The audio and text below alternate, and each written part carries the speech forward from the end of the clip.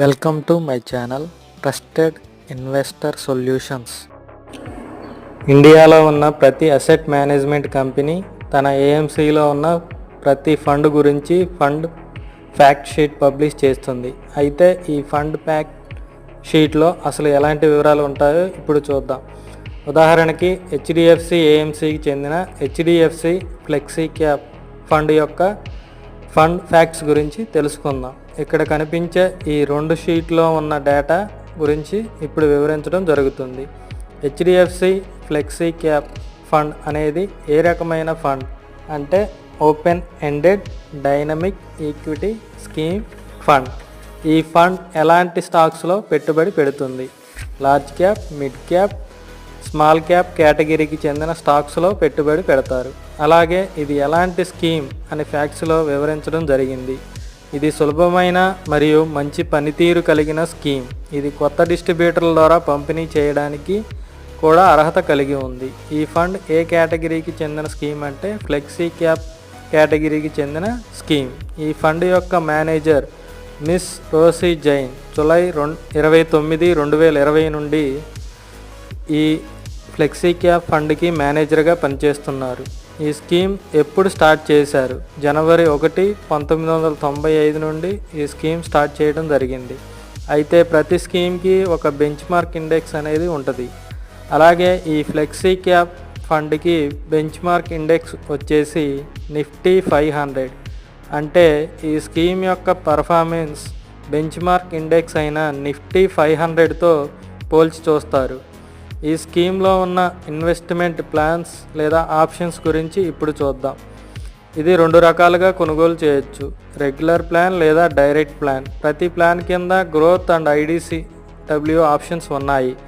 Regular growth plan లేదా direct growth plan, regular income distribution cum capital withdrawn plan లేదా regular income distribution cum reinvestment plan లేదా direct income distribution cum capital withdrawn plan లేదా direct income distribution cum reinvestment plan. Exit load: మీరు 1 సంవత్సరం లోపు redeem లేదా యూనిట్స్ని switch చేసినప్పుడు 1% exit load పడుతుంది. అదే 1 సంవత్సరం తర్వాత యూనిట్స్ని రిడీమ్ చేసినా లేదా యూనిట్స్ని స్విచ్ అవుట్ చేసినా ఎగ్జిట్ లోడ్ వర్తించదు. అసలు ఏయుఎం అసెట్స్ అండర్ మేనేజ్మెంట్ ఈ ఫండ్ కింద ఎంత ఉన్నాయి? డిసెంబర్ 2024కి 66,344.40 కోట్ల రూపాయలు ఉన్నాయి. ఈ స్కీమ్ యొక్క ఇన్వెస్ట్మెంట్ ఆబ్జెక్టివ్ అంటే పెట్టుబడి లక్ష్యం ఏమిటి? పోర్ట్ఫోలియో నుండి మూలధన ఆదాయం సాధించడం. అది ఎలాగంటే ఈ స్కీమ్ ప్రధానంగా ఈక్విటీ అండ్ ఈక్విటీ ఆధారిత పరికరాల్లో పెట్టుబడి పెడుతుంది. అయితే పెట్టుబడి లక్ష్యం తప్పనిసరిగా చేరుకుంటుందని ఎటువంటి హామీ లేదు. HDFC flexi cap fund investment strategy ఏంటి? బలమైన కంపెనీలకు ప్రాధాన్యత ఇస్తూ, రిస్క్ తగ్గించేందుకు డైవర్సిఫికేషన్ పాటిస్తూ, విభిన్న రంగాల్లో దీర్ఘకాలం పెట్టుబడులు పెడుతూ, తక్కువ పోర్ట్ఫోలియో టర్నోవర్, నిబద్ధత మరియు స్థిరమైన పెట్టుబడి విధానం అనేది ఈ స్కీమ్ యొక్క పెట్టుబడి వ్యూహం. 31 డిసెంబర్ 2024 నాటికి ఈ స్కీమ్లో ఉన్న టాప్ 10 ఈక్విటీ హోల్డింగ్స్ ఇప్పుడు చూద్దాం. హెచ్డిఎఫ్సి బ్యాంక్ 9.62% హోల్డింగ్స్ ఉన్నాయి. ఐసిఐసిఐ బ్యాంక్లో 9.56%, యాక్సిస్ బ్యాంక్ 8.110%, కోటక్ మహీంద్రా బ్యాంక్లో 4.44%, సిప్లా కంపెనీలో 4.42%, మారుతి సుజుకి కంపెనీలో 4.09%, ఎస్బీఐ లైఫ్ ఇన్సూరెన్స్లో 4.06%, ఎయిర్టెల్లో 4.03%, హెచ్సిఎల్లో 3.67%, ఫిరమల్ ఫార్మా 2.9% వాటాలు కలిగి ఉన్నాయి.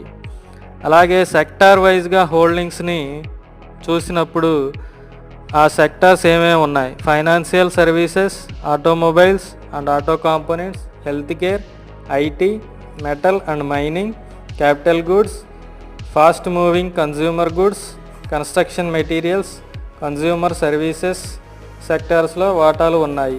అంటే ఈ ఫండ్ డైవర్సిఫికేషన్ ఎలా ఉందో ఈ సెక్టార్స్ని గమనించడం వల్ల మనం తెలుసుకోవచ్చు. మార్కెట్ క్యాపిటల్ సెగ్మెంట్ వైజ్గా చూసినప్పుడు అసలు ఎంత హోల్డింగ్స్ పర్సంటేజ్ హోల్డ్ చేసి ఉన్నాయో మనం తెలుసుకోవచ్చు. లార్జ్ క్యాప్ ఫండ్లో 74 నుంచి 75% వరకు పెట్టారు. అలాగే మిడ్ క్యాప్లో 2.3 నుంచి 3.5% వరకు హోల్డింగ్స్ ఉన్నాయి. స్మాల్ క్యాప్లో 9.2 నుంచి 10.8 వరకు ఫండ్స్ అలోకేట్ చేశారు. ప్రొడక్ట్ లేబులింగ్ అంటే అసలు ఈ product HDFC flexi cap fund అనేది ఎలాంటి ఇన్వెస్టర్స్కి సూటబుల్ అనేది కూడా ఈ ఫండ్ ఫ్యాక్ట్ షీట్లో వివరిస్తారు.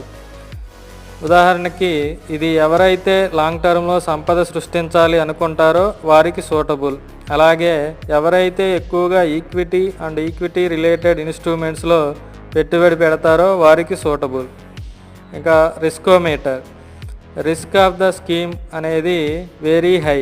ఇది రిస్కోమీటర్లో క్లియర్గా చూపించడం జరిగింది. సో ఈ విధంగా మీరు ప్రతి ఫండ్ యొక్క పూర్తి సమాచారం క్లుప్తంగా ఫండ్ ఫ్యాక్ట్స్లో ద్వారా తెలుసుకోవచ్చు. Thank you for watching. Please like, share, subscribe our channel.